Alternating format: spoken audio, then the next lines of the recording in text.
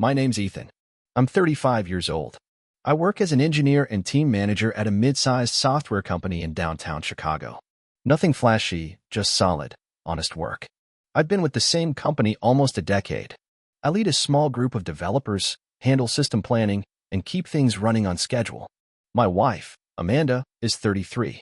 She's an accountant. She works for a financial consulting firm. We met through mutual friends at a trivia night back. She answered the final question about The Godfather. I bought her a beer, and the rest is history. We've been married almost 7 years. No kids, by choice. A mortgage, a regular Saturday brunch place, and a shared calendar app that kept us sane. That calendar is how it all started. It was a Wednesday, middle of the week. She told me she was going to grab tacos after work with a few of the girls from her office. Just a vent, she said. No big deal. She usually texted me when she got there or sent a quick selfie with a margarita and a cheesy caption. But that day? Nothing. Around 7:45, I checked the shared calendar by habit. We'd both been using it for years, more out of routine than need. I don't know why we never shut it off. And there it was, an entry she must have made that morning. Unavailable, 5:30 p.m. to 8 p.m. No mention of dinner. No mention of friends. Just unavailable. That sat in my stomach wrong. Not just because of the word, but because Amanda wasn't the type to be vague. She planned everything. She used to schedule dentist appointments and highlight them with emojis. Unavailable sounded cold. Like a placeholder. Like something you write when you don't want to leave a trail. I tried to brush it off. I told myself maybe she just forgot to update it. But then there was the perfume. I noticed it that same night when she came home. Something floral, heavier than usual. Amanda always wore a clean, subtle scent. Something with citrus, maybe a little vanilla. This one was different. It clung to her jacket. It filled the hallway. I asked her about it. She shrugged. Sample from a coworker, she said, slipping out of her boots. Not sure if I like it. But she wore it again 2 days later. And again on Monday. Then came the new clothes, slightly tighter tops, nicer shoes on days she didn't have meetings. She started straightening her hair more often. Lipstick she said was for fun, but only wore when she said she was working late. And then the phone. We had always been open about our phones. Left them lying face up on the kitchen counter, used each other's to Google recipes or check directions. 6 years together and neither of us ever had a reason to be suspicious. Until one night, I reached for her phone to set a timer while she was chopping vegetables. It lit up and asked for a passcode. She'd never had one before. I raised my eyebrows and said, "Since when do you lock your phone?" Amanda didn't flinch. She wiped her hands on a towel and said, "IT policy. We've got new compliance rules." That could have been true. I mean, maybe. Still, I felt something drop in my chest. It wasn't just one thing, it was all of it. The lies started small. A dinner that didn't match her calendar. A perfume she never explained. Clothes she said were old, but still had tags. New habits that didn't feel like hers. So I asked her one evening while we were folding laundry, "Is something going on?" I said, not accusing, just calm. Amanda didn't even look up. She just scoffed and said, "Ethan, it's not all about you. God, you've been so paranoid lately." And just like that, she turned back to the towels. I didn't respond. I just stood there, holding a pair of socks that suddenly felt like bricks. She didn't deny anything. She didn't ask me why I was asking. She didn't touch me or smile or say something reassuring. Just deflected. Shifted the blame. And that's when I knew. I didn't blow up. I didn't get dramatic. I didn't confront her again. I just made a plan.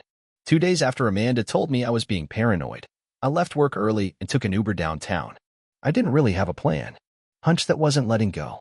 I figured I'd follow her, see where she really went when she said she was meeting friends or going to the gym. I felt ridiculous, like some jealous sitcom husband creeping around corners. But I needed to know. I needed to see it with my own eyes.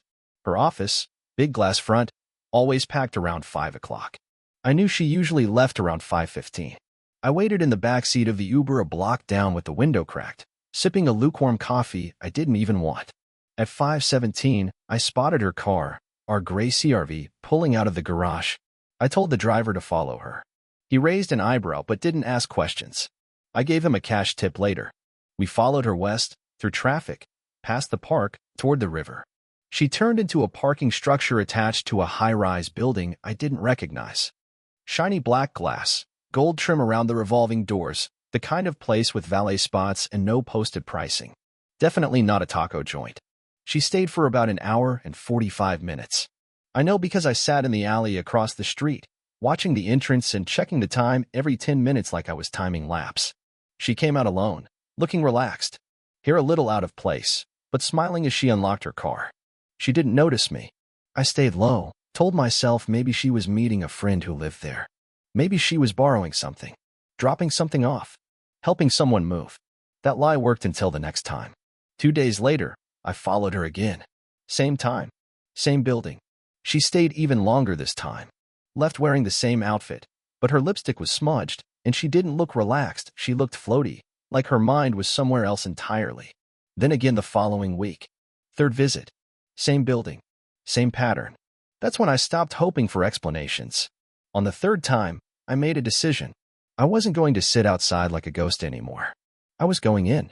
I parked around the block, threw on a plain black hoodie, and waited until I saw her pull into the structure. I kept my distance, walked slowly, blending in with the people entering the building. One guy, young, dressed sharp, opened the side door with his keycard, and I slipped in right behind him, mumbling thanks like I belonged there. Inside, the place smelled like lemons and concrete. Quiet lobby, polished floors, modern art on the walls. Security was minimal, just a desk with an older guy flipping through a magazine. I avoided eye contact and kept walking like I knew where I was going. I saw Amanda step into an elevator on the far side. I waited a moment and caught the next one. When I got in, I saw she had pressed floor 27. I pressed it too, heart thumping like a drum. The elevator ride felt like a lifetime. Smooth, silent, just me and the dull reflection of my face in the mirrored wall. I stared at myself and didn't recognize the man looking back, shoulders tense, jaw clenched, eyes tired. Floor 27. The doors opened. I stepped into a carpeted hallway lined with soft wall sconces and polished doors. No numbers out of place. No noise. It felt sterile, like the kind of place you rent when you don't want questions. I turned the corner just in time to see Amanda. She was walking halfway down the hallway. I stayed back, kept my head low. She stopped at a door. Apartment 706. She knocked softly. Not loud, not urgent. Familiar. A few seconds passed. Then the door opened. Just a crack at first. I couldn't see who was inside, just a sliver of light and a voice I didn't recognize. She stepped inside without hesitation. The door closed behind her. I stood there, frozen. Half of me wanted to walk up, pound on that door, demand an explanation, or break something. The other half just deflated. All the air left my lungs like I'd taken a hit to the chest. I waited. 10 minutes. Then 20. At 35 minutes, I was still standing in the stairwell, checking my watch every few seconds like that would somehow change what I saw. I couldn't take it anymore. I stepped back out into the hallway, staring at that door. My hands curled into fists at my sides. The air felt thick. The carpet muffled every sound except the pounding in my head. I took one breath, and I started walking. I walked up to the door slowly, heart pounding hard in my chest. I knocked.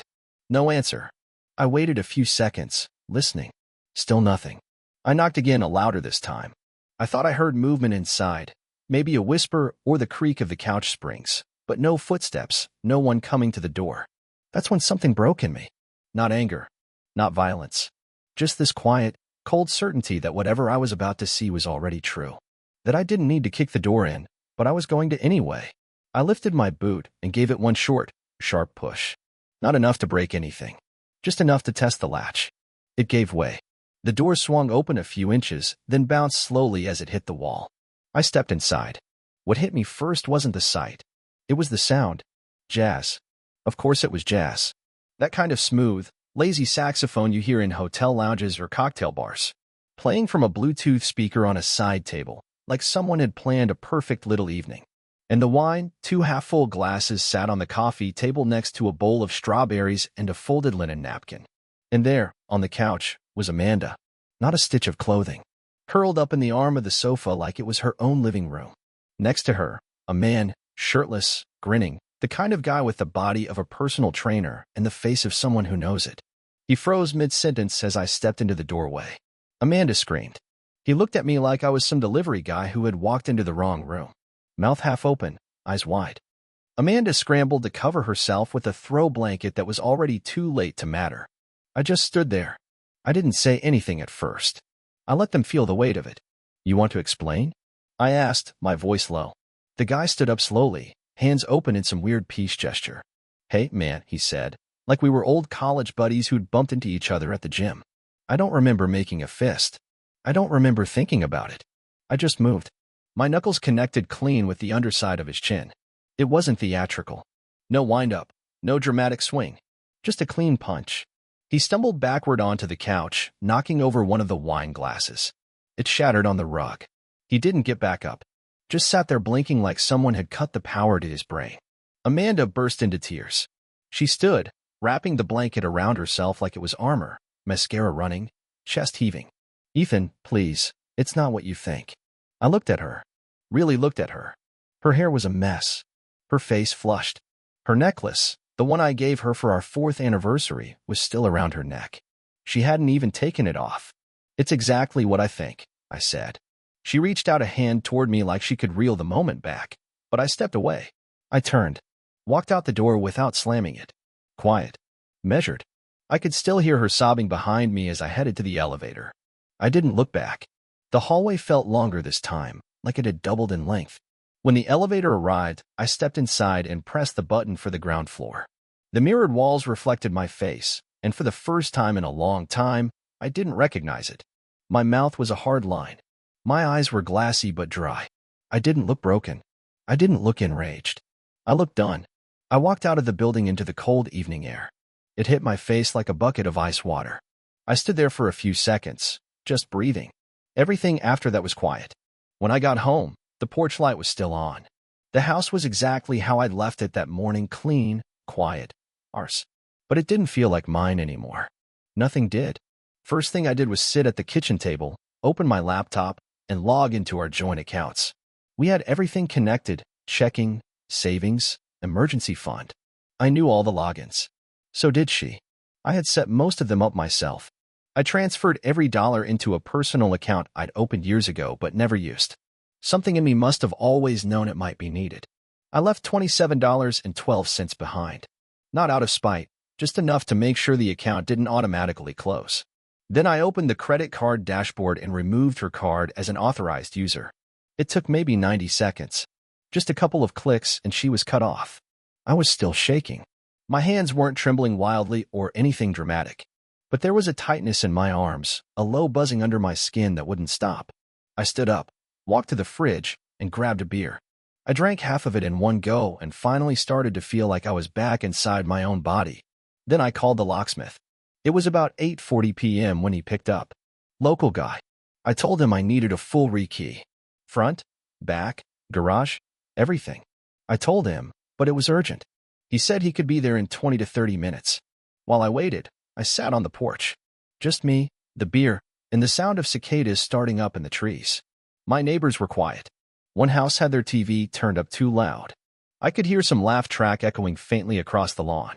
It almost made me laugh, too. Amanda started calling at 9:12. I watched the screen light up on the table next to me. I didn't answer. I just watched it ring out. She called again, then texted.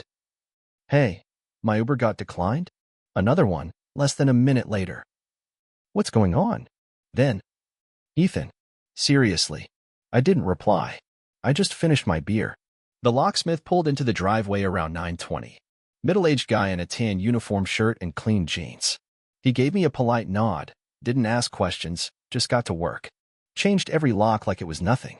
Said it usually took longer, but these were straightforward ones. I nodded and told him I appreciated it. While he was working, Amanda's messages kept coming. Are you okay? Can you at least tell me why you did that? Ethan. I'm starting to panic. Then another call. Then 2 more. By the time the locksmith finished, I had 14 missed calls, 8 texts, and 1 voicemail I didn't bother listening to. I handed the guy a wad of cash and gave him an extra 20. He nodded and thanked me.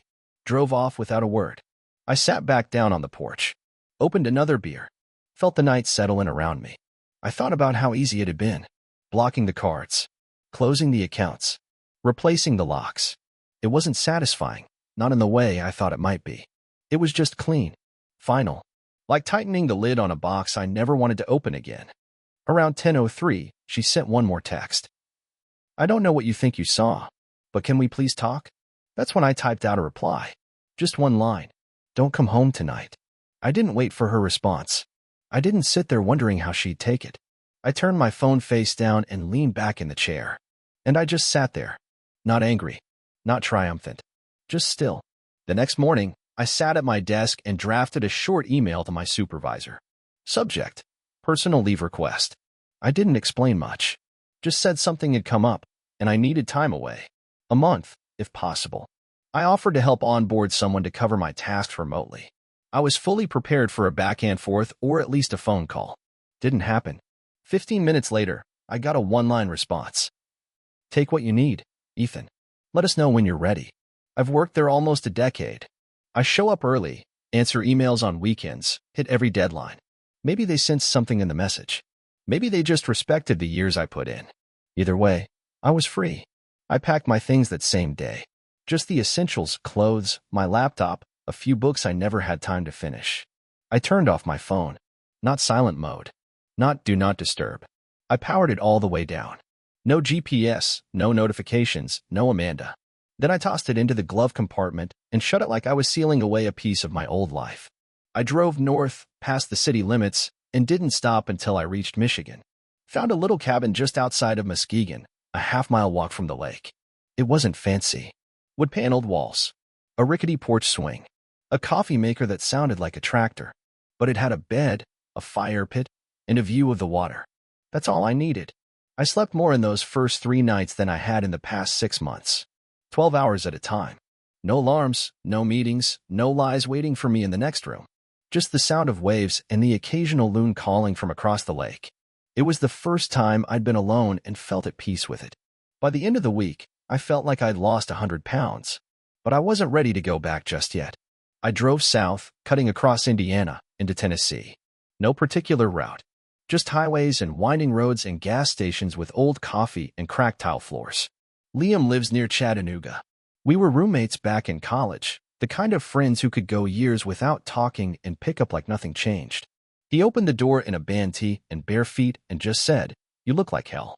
Come in." I didn't tell him everything, just enough. We sat on his porch, drank beers, grilled hot dogs, and watched his kids run barefoot through the sprinkler. His wife, Melanie, never asked questions either. She just brought me a pillow and said the guest room was clean. I stayed 3 nights. Laughed more in those 3 than I had in months. We hiked once. Nothing big. Just a trail behind his place that led to an overlook. Liam told stories the whole way up, mostly dumb stuff from our 20s, half-true memories and inside jokes. At the top, we sat on a rock and looked out over the valley. He didn't say anything for a while. Then he just said, "Whatever she did, it's her loss, man." I didn't answer. I just nodded. It was enough. By the 3rd week, I was ready to go home. Not because I missed anything, just because I felt centered again. My head was clear. My chest didn't feel like it was caving in anymore. I drove back to Chicago on a Thursday. Clear skies, music low, phone still off. When I pulled onto my street, everything looked exactly the same. Except my neighbor, Marty, was waiting near the driveway with a grin on his face. Marty's retired. Ex-Marine. Keeps his yard perfect and knows everyone's business, even if you wish he didn't. Took a little vacation, huh? He said. I nodded, stepping out of the car. Yeah, needed some time. He chuckled. You missed a show. I raised an eyebrow. Oh, your wife, ex-wife, came by. Twice. First time she just knocked for 10 minutes. Second time she had a locksmith with her. Guess she thought she could get back in. I felt my face go still. She tried to pick the lock. I was about to call you, but then the cops came. Cops? He nodded. Someone called him. Not me. Maybe the locksmith. They talked to her. She started yelling. Whole scene. They let her go, but I tell you, she looked crazy. Hair all messed up. Eyes red. Like she hadn't slept in days. I didn't say anything. Just stood there, watching the front door. The new locks still gleamed in the sunlight. Untouched. Marty clapped me on the shoulder. Welcome back. It was 2 days after I got back. I had just finished unpacking the last of my stuff. Folded shirts into drawers, groceries in the fridge, tools back in the basement. There was something steadying about putting things in their place, like it could help sort out the mess that had become the last few months. I was brewing coffee when I heard the knock. Not a soft tap. Not hesitant. 3 hard knocks. Urgent. Familiar. I didn't check the peephole. I didn't need to. I already knew. When I opened the door, there she was. Amanda, standing on the porch in the same navy coat she used to wear to Sunday brunch. Her hair was pulled back, loose strands framing her face. Her mascara was smudged, cheeks flushed, eyes red. And then, just like that, she dropped to her knees. Right there on the welcome mat. No hesitation. Like she'd been rehearsing the scene for days. She was crying. Not quiet crying. Full-on sobbing. Shoulders shaking, mouth open like she couldn't breathe right. She clutched her hands together like she was praying. "Ethan," she said between sobs. "I ruined everything. I didn't move. I don't even know why I did it. I was stupid. So stupid. It didn't mean anything. You're the love of my life. You always have been." She reached toward my leg, but I took a small step back. I didn't yell. I didn't slam the door. I just stood there, watching her melt into the porch like she thought drama could undo damage. I didn't say anything for a moment. I let her speak. I'll fix it," she gasped. "I'll do anything. I'll go to therapy. I'll quit my job. I'll block his number. Please don't leave us." Us. Funny how suddenly it was us again. My voice came out lower than I expected. Not cold, just firm. "You should have thought about that," I said, "before you unzipped another man's pants." She flinched like I'd slapped her. "Ethan, I didn't," she stopped herself. Even she couldn't finish the sentence. I watched her try to hold herself together. Her lip trembled. Her hands were shaking. "I was confused," she said. "You were always working, and I felt invisible. I know that's not an excuse. I'm not trying to make excuses. I'm trying to tell you I made the worst mistake of my life." I didn't argue. I didn't dig into the timeline or demand more details. I just looked at her. Really looked at her. She was a stranger kneeling on my porch, begging for a second chance she didn't deserve. "I'm not leaving us," I said quietly. "You left." She stared up at me, stunned. Like she hadn't expected that. Like she thought there was still some door left to open. I didn't give her a speech. I didn't shout or throw accusations. I'd already done all that in my head 1,000 times. All that remained now was the silence. The heavy, final kind that tells you the story's over. I turned and stepped back inside. Then I closed the door. Didn't slam it. Just closed it. Behind it, I could still hear her crying. Then footsteps. Then nothing. I stood there for a while, one hand still on the doorknob, the other hanging by my side. My heart wasn't racing. I wasn't shaking. I didn't feel victory or relief. Just clarity. For the first time since it all started, everything made sense.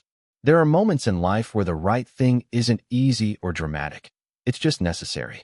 And that was one of them. 1 month later, I sat in a courtroom across from the woman I used to wake up beside every morning. The trial wasn't dramatic like on TV. No shouting. No shocking reveals. Just quiet tension, stacks of paper, and a lot of people in suits who'd done this dozens of times before. Amanda sat at the other table, hair tied up neat, dressed like she was trying to look humble. Her lawyer was slick, but tired. Probably used to people like her. People who didn't think it would ever come to this. My lawyer, Beth, was exactly who I needed. Sharp. Unapologetic. She didn't believe in dragging things out. We'd prepared everything down to the last receipt and login. She walked into that courtroom with a binder so thick it looked like it could stop a bullet. Everything we'd built together, every account, every asset, every line item, was laid out. And almost all of it traced back to me. The house. In my name. I'd bought it a year before the wedding. Paid off half the mortgage before we even tied the knot. We talked about refinancing in both our names, but we never got around to it. Now I was glad we didn't. The car? Mine. Registered, insured, and paid through my business. The bank accounts? I had closed the joint ones weeks ago. Everything had already been moved into private accounts under my name. There wasn't much left to argue over. Amanda's lawyer tried to paint it as unfair. He used words like contribution and lifestyle maintenance. He said Amanda had supported me emotionally during the early years of my career. Beth simply pointed to the timeline. The pay stubs. The security footage from the building. The police report from her attempt to break into the house. She didn't argue. She just laid out the facts, slow and steady like a surgeon. Amanda didn't cry. She just sat there, holding a tissue in her lap that she never used. Her jaw was tight the entire time. She barely looked at me. By the end, the judge made it clear. She was walking away with nothing but a few of her personal items and whatever pride she had left. When the gavel came down, I felt nothing. Not relief. Not revenge. Just finished. She stood up fast and walked out of the room without a word. Her lawyer followed. I stayed back, shook Beth's hand, and signed the last of the paperwork. It was over. Or so I thought. The next week, the attempts began. She came back to the house 3 times. Left flowers on the porch. A card taped to the mailbox. One morning I found a box of cookies on the step with a note that said, "Thought of you." I threw them out. Then came the letters. Long, winding things full of memories and apologies. One even had a pressed daisy inside. I read the first few lines of each and tossed them into a drawer. Never opened the rest. Then the video arrived. A link in an email. I clicked it. It was a slideshow. Cheap piano music in the background. Photos of us over the years. Trips, holidays, blurry shots at family dinners. There was a quote at the end in a fancy font. "Real love always finds its way back." I closed the tab. Blocked her number. A part of me wondered if she really believed any of it, or if she was just afraid to be alone. But I didn't let myself dwell on it. Instead, I went back to living. And then about 2 months later, I met someone. Her name was Emily. We bumped into each other at a bookstore, of all places. She made a joke about people who still read paperbacks, and I said something dumb about how I liked the smell of old books. It wasn't magic or fate. It was easy. Natural. She was funny without trying. Smart without flaunting it. She asked questions and actually listened to the answers. She didn't apologize for being herself. We started seeing each other casually. Walks, coffee shops, slow mornings. I didn't tell her everything right away. But when I did, she didn't flinch. "People make choices," she said. "You made yours." She made hers. A month later, she moved in. It wasn't some big announcement. Just a slow merging of lives, her plants on the windowsill, her coffee mug next to mine, her shoes by the door. She laughs at my bad jokes. She sings in the kitchen. She puts hot sauce on everything and claims it's genetic. But more than anything, she doesn't lie. And after everything I'd been through, that alone felt like a miracle. It was a Thursday. Late morning. Sunny. The kind of day where the light filters just right through the blinds and makes the living room feel like it's holding its breath. I was upstairs in the spare room, working on replacing the window trim.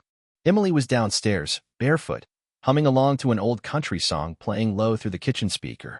I could hear her moving around, opening a drawer, rinsing out a mug, tapping a spoon against ceramic.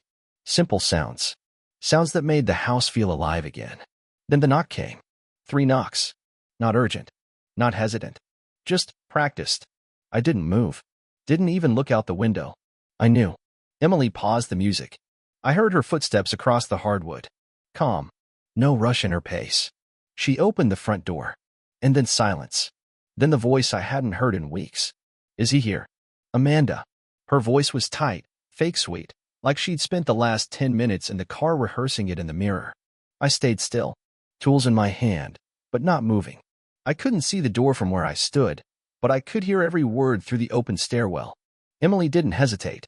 "He's happy now," she said, cool as morning fog. "Go home." There was a pause. Then the sound of a heel scraping the porch. Amanda tried to push forward, tried to come in. But Emily didn't move.